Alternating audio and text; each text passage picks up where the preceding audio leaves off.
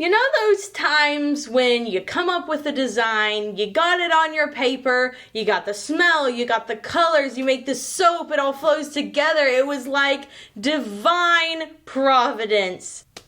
This is not one of those soaps. As a reference, here is the inspiration picture. You got the truck, you got the nice like teal aqua blue, you got the peaches, it just looks delicious. It's got all those major summertime feels. And I thought, what better way to make a farmer's market like just divine than to have a peach truck. Like, that's everything everyone needs. So I pulled some colors, I made the design. It kind of was iffy on paper, but I was like, it's probably just me. And now I've got the colors lined up and I'm even more nervous. Katie doubts herself for 15 minutes straight. Who knows? We might get to the end of this and it may be completely warranted. All the same, we're gonna try to make Life's a Peach soap, and we're using Georgia Peach fragrance oil from Wholesale Supplies Plus. It smells great. It smells like a real ripe summer peach. I'm really stoked about using that. We're gonna see how these colors go. It's gonna be a fun time even if it flops. So without further ado, let's make some soap. Okay folks, I have my oils here all melted down. They're looking a little cloudy, but they'll do. I'm gonna pour my lye water solution down the stick blender. I've had a lot of questions, by the way, for people asking about temperatures of oils. There's benefits to using different temperatures. Some of the benefits are better than others. I think soaping too hot, the quoted temperature is always 120 degrees. That's way too hot, dude. Like, nobody should be soaping that hot. Go under 100, you'll have better luck. Okay, so anyway, now we're gonna blend this up with the stick blender.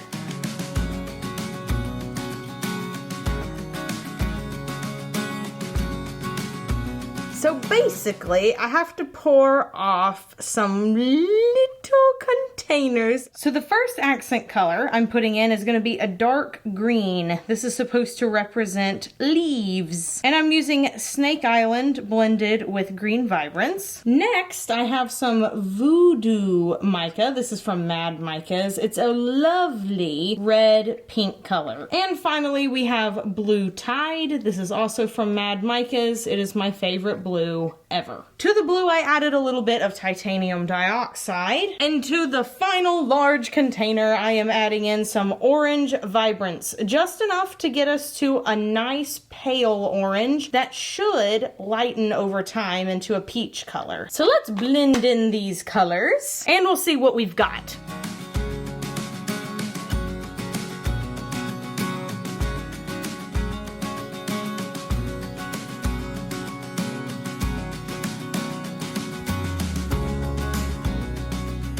Now, in my vast soap making experience, I have found that peach fragrances tend to make your batter a little runny. Now, I don't know why. That has just been my personal experience. So if you're going to be working with a peach fragrance that you've never used before, read the reviews on it, but that's what I have found to be true. So before I even blend in those colors, I'm going to go ahead and pour this peach color into both of our Brambleberry molds. Just gonna go ahead and pour this in. It looks like a carrot waterfall. Yeah, boy. Gonna scrapey my little medium-sized container. Now we're gonna pour the green in. Just one line. Now for the blue. Again, just one line. And now for the red, which is a little thinner than the other colors. And honestly, that's gonna look really cool with the swirl. Now I'm going to swirl from the middle all around and down. I'm using a hanger tool that I got from Amazon. Okay, so now I'm going to tap this down on the ground to get all the air bubbles out of it. And now that we have tapped it all down, it is time to mix up the soap frosting.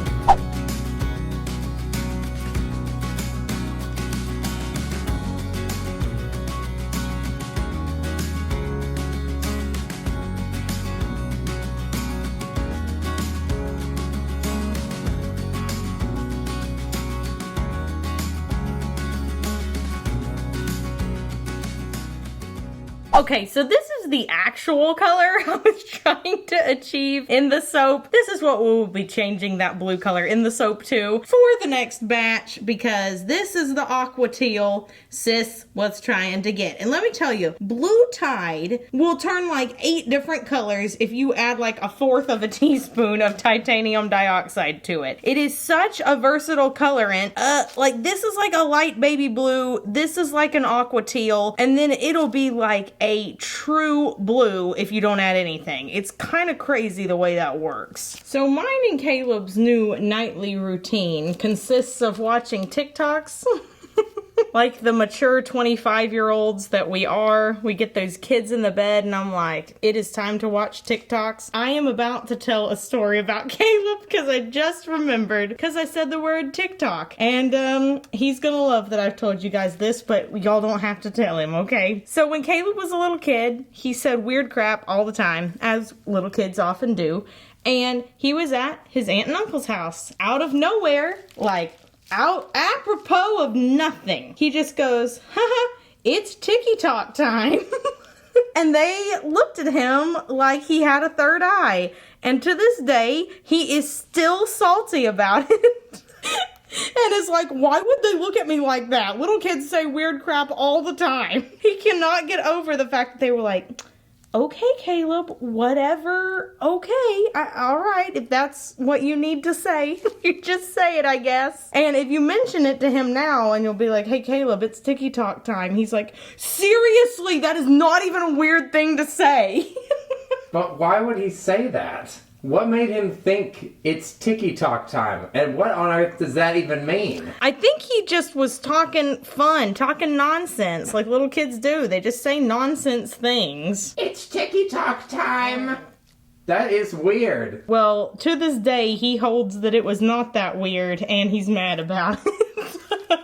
And how fortunate could I have possibly been that an app that is popular comes out called TikTok, so that every night I can say, Caleb, do you know what time it is? And he'll say, what? Because I always phrase it so perfectly. And he never suspects. And then I can just happily say, it's TikTok time. And show him all the lovely videos I have accumulated. Marriage sounds like a roller coaster. Marriage, I can easily say, is the best. And Caleb actually gets pranked all the time by yours truly. Oh, hooray. Okay, all the piping is done, and I have a critical decision to make. Will I put a voodoo mica drizzle on top and then the peaches? Oh, Kenneth, what do I do? I'm conflicted. Drizzle time! Drizzle time, okay! Drizzle time! All right, here we go with the drizzle. Oh, yes, I do believe this was the right choice. That is gonna tie it all together quite nicely. On the subject of pranks, can we all agree that fake prank videos are like the greatest form of betrayal? Why do those even exist? Like, seriously, why does that even exist? Whenever I was younger, I fell for some fake pranks. And then whenever I got older, I was like, oh my gosh, they were fake? I've been lied to! It's just there's so many videos that aren't fake. So, like, why are those there? It just, for money, I guess. It just has to be for money. It is now time to put our little leaves on top. These are colored with Snake Island, so they're a nice dark green. But it's also way, way easier to get a fake response than having to elicit a genuine one. You don't see all of the boring chaff that they edited out. I guess so. I think just some of these fake pranks are so obvious that I feel like not even children could possibly be fooled because it just looks like really, really bad acting. I mean, reality television isn't the realest thing either, and adults watch that. Do you remember whenever you pulled that prank on our younger sister Shelly whenever you punched her in the face and knocked out her tooth? That is not how that happened at all. It was just a prank. Y'all hear me out. This may surprise some of you, but fight or flight, I am actually a fight. I will try to hurt you if you scare me. You can ask Caleb, poor fellow. So one time, my little sister just scared the crap out of me, and she didn't mean to, but I didn't know she was standing in my doorway, and she was like, hey, Katie, and it it scared me so bad, I hit her in the face and knocked her over, and she had a loose tooth, and I knocked the tooth out. Like, I knocked it out, and she just looked at it and smiled at me and was like, whoa, you knocked my tooth out. Thanks, Katie. And I helped her out. And that was one of the better times that my fighting reflex came in handy. Other times it wasn't so great. Time for peaches. Oh yes, this looks really yummy. Katie the robber puncher confirmed. Excuse me, ma'am, give me this purse. Unhand the purse, madam! Not on my watch. Wapow! Ooh, My leg! Alright, folksies, this soap is looking weird. I'm gonna spritz a little sparkle plenty on this bad boy. A little glitter can hide many faults. Well, I'm gonna go ahead and say that this was not one of my better ideas. However, I will hold out the rest of my judgment for tomorrow when we cut it. Basically, we've got some wonky looking peaches, some smattering of fuchsia, and some leaves on top. Now, once again, I'm gonna try to reserve most of my judgment for tomorrow. I bet that blue mellows out. The peach color on the inside should mellow out too. And who knows, maybe we'll love it in a cut bar form, which is honestly the only form that actually matters. We'll be back to take a peep at the inside after this quick commercial break, and 24 to 48 hours have passed. It is the next day, and upon further reflection, the blue, oof, I think it was a mistake. But again, we're gonna cut it. We're gonna cut it, and then we will make our final decision. So I am going to press down slowly. The soap is still relatively soft, so it's easy to do. And then I'm just gonna pull one out of the middle. And this is what it looks like on the inside. Okay, now I'm conflicted because I really like the swirl on the inside. I think it's just the blue. The blue, I think, needs to be pink. Something's just not right. Yes. So after much deliberation, I ended up asking people in royalty soaps, hey, do you like this? What do you feel about the blue? Do you like the pink? You gotta let me know. And all of the ladies and all the gentlemen in royalty soaps were like, no, it looks good. So the only changes we're gonna make is, we felt like the peaches were just a little too neon. We just shook-a them in these bags, and they look so much better. And we're also gonna place those leaves a little closer to the peaches instead of like just directly on top of the bars. Also, you guys saw the inspiration photo at the beginning, and after this soap cured, it really does, like, it's the exact same blue in the photo. I think the takeaway here is don't be too hard on yourself.